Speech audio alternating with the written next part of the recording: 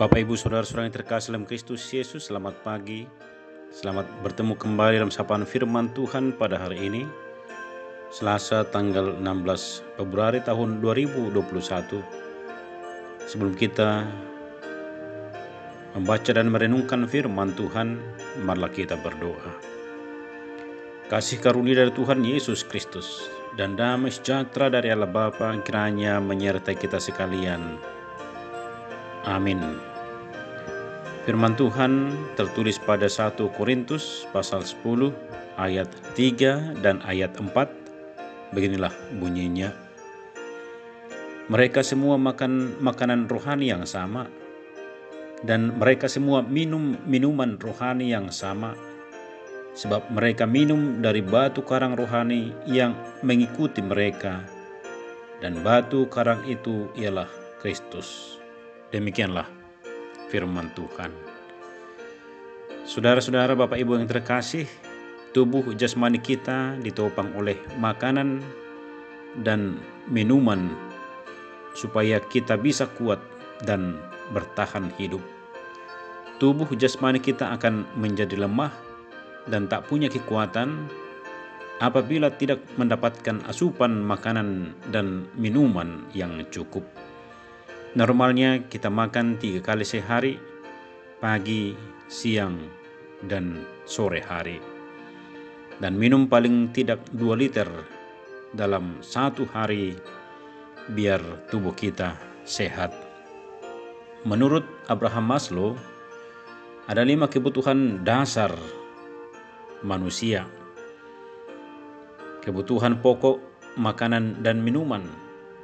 Kebutuhan keselamatan dan keamanan, kebutuhan akan cinta kasih, kebutuhan akan harga diri, dan kebutuhan akan kesuksesan dan kepuasan pencapaian tujuan pribadi.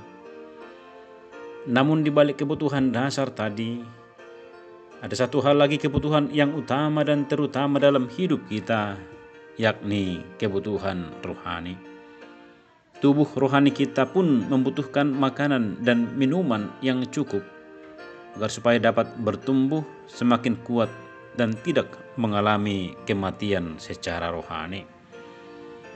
Nas firman Tuhan kita hari ini tentang kutipan Rasul Paulus tentang kisah umat Israel sewaktu dalam perjalanan di padang gurun, di mana waktu itu umat Israel makan dan minum rohani yang sama selama dalam perjalanan di gurun tersebut. Makanan minuman rohani yang dimaksud mengacu pada 2 peristiwa, yaitu peristiwa turunnya roti manna di padang gurun selama 40 tahun pada waktu bangsa Israel keluar dari Mesir di bawah pimpinan Musa, sebagaimana dicatat dalam Keluaran 16 dan disinggung oleh Yesus Kristus dalam perkataannya yang dicatat dalam Yohanes pasal 6. Sementara minuman rohani yang dimaksud mengacu pada peristiwa yang dicatat dalam kitab Keluaran, kitab Bilangan dan Ulangan, dan juga kitab Mazmur, yaitu air yang keluar dari gunung batu melalui tindakan Musa. Keluaran 17, Bilangan 20, Mazmur 78, dan Mazmur 105.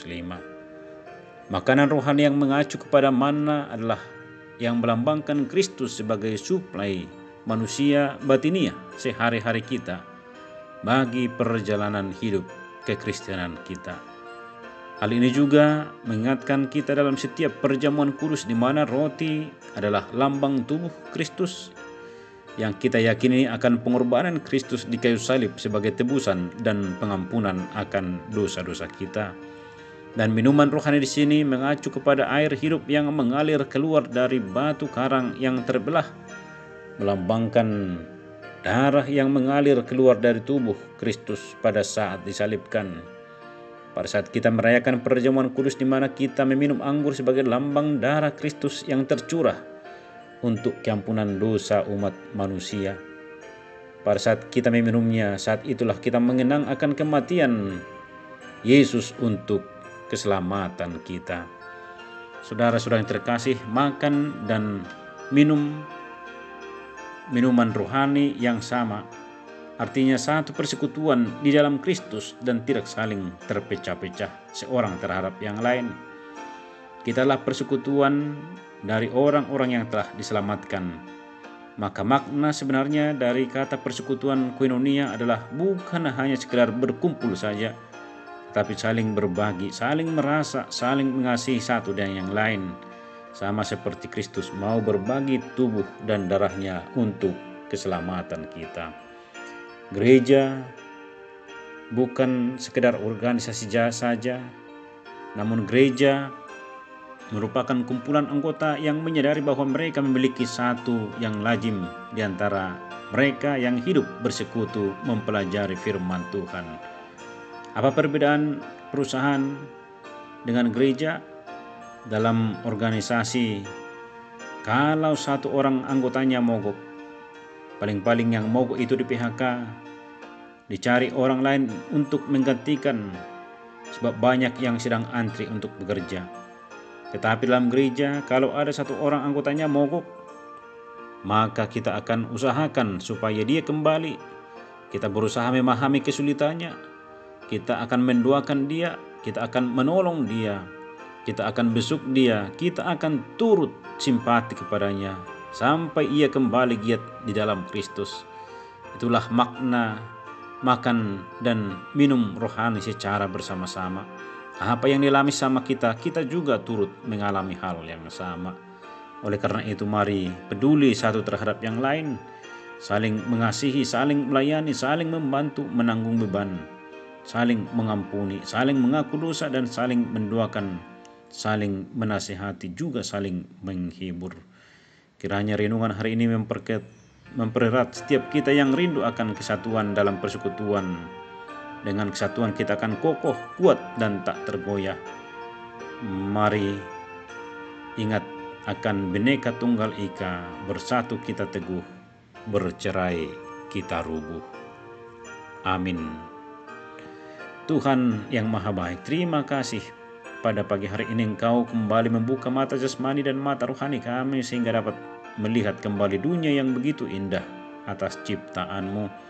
Tak lupa kami berterima kasih karena sudah diberikan istirahat yang cukup sehingga tubuh dan jiwa kami dapat bangun dalam kondisi bugar dan segar. Pada kesempatan ini kami akan kembali beraktivitas seperti biasa. Kami mohon penyertaan dan pertolongan-Mu menyertai, memberkati apa yang akan kami lakukan untuk kebaikan kami dan juga sesama. Curahkanlah berkat-Mu yang Engkau miliki kepada kami, sehingga hari yang akan kami jalani dapat menjadi hari yang gembira dan penuh sukacita, tidak hanya untuk diri kami, juga sesama kami. Di dalam nama Tuhan Yesus Kristus, kami mengucap syukur dan berdoa. Amin. Shalom. Tuhan memberkati.